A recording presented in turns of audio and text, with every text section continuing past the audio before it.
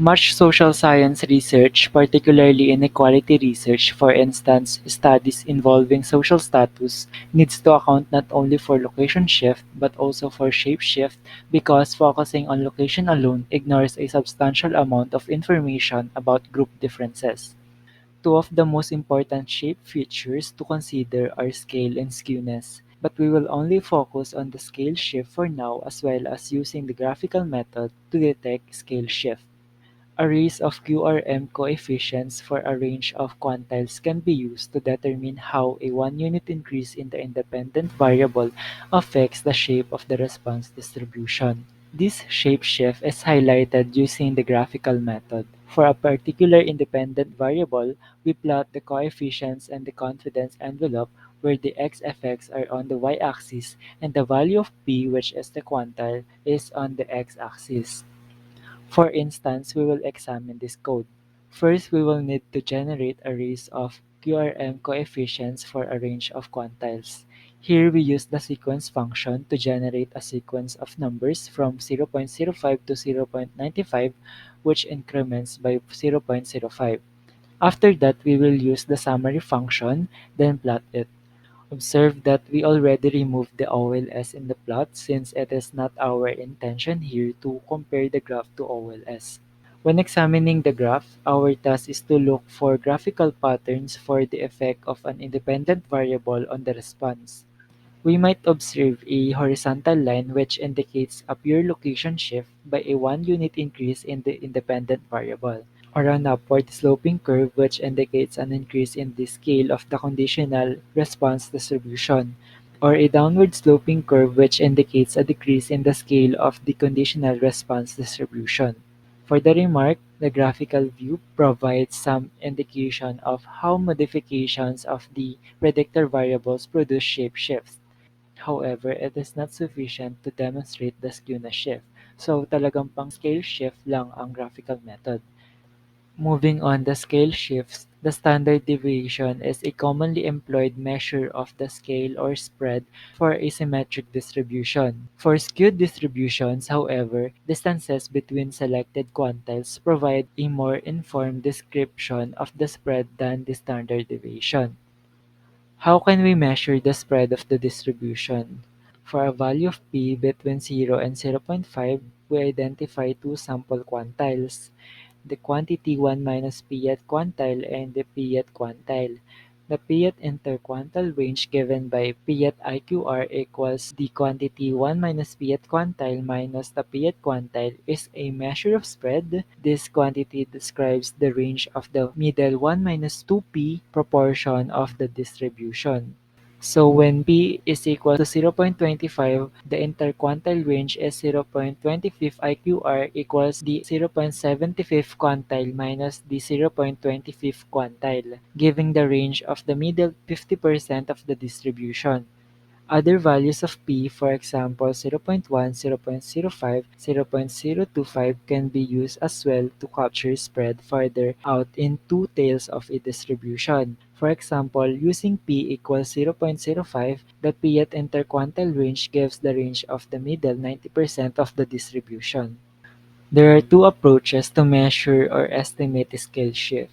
The first one is using sample quantiles or the sample base. This method uses quantiles calculated directly from the two group samples in order to measure the scale shift between the two. The second one is using fitted coefficients for independent variables or the model base. Here, the QRM fits provide an alternative approach to estimate scale shift effects. For the sample base, the procedure is as follows.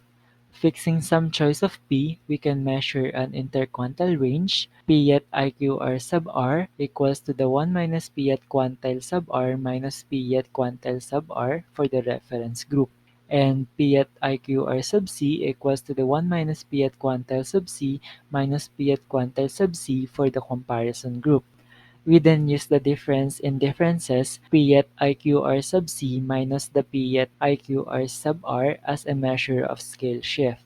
That is, the p at SES is equal to the p at IQR sub c minus the p at IQR sub r.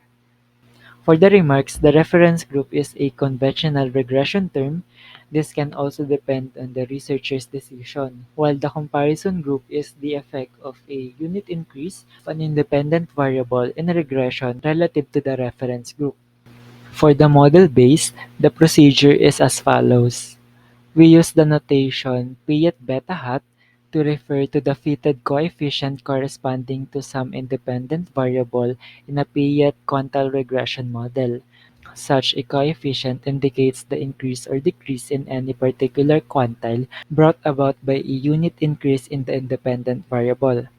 Thus, when we increase the independent variable by 1 unit, the corresponding Piet interquantile range changes by the amount 1 minus Piet beta hat minus Piet beta hat, which is the Piet scale shift effect denoted by Piet SCS. That is, Piet SCS is equal to 1 minus Piet beta hat minus Piet beta hat for P less than 0.5.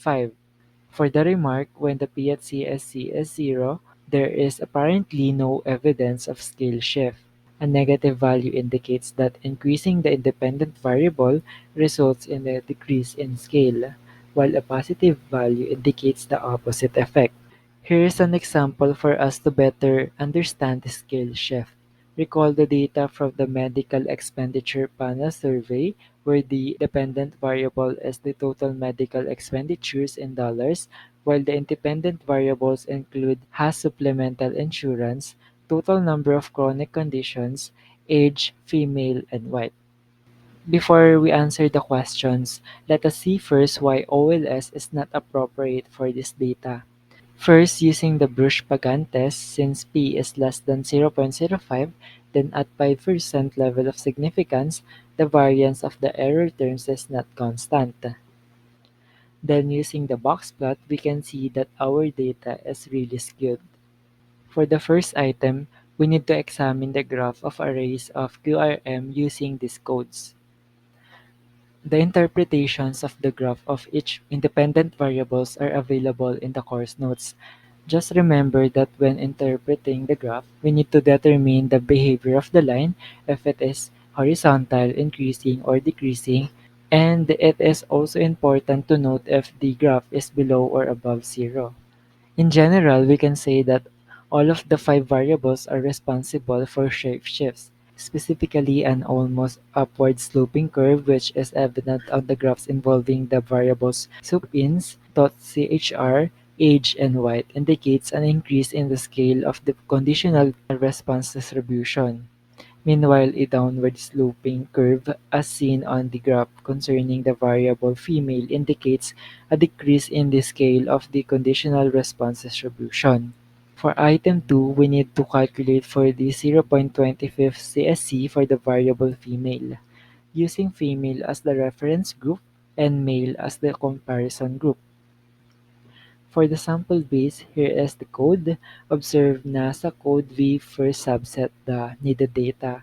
For female, we only obtained female, which is equivalent to 1 yung value. And for male, we subset female na yung value ay 0. We need the quantile 0.25 and 0.75 since P is equal to 0.25.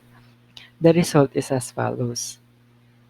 Computing for the IQRs of the reference and comparison group at P equals 0.25, we have $5,757.25 for the group of female and $6,575 for the group of male.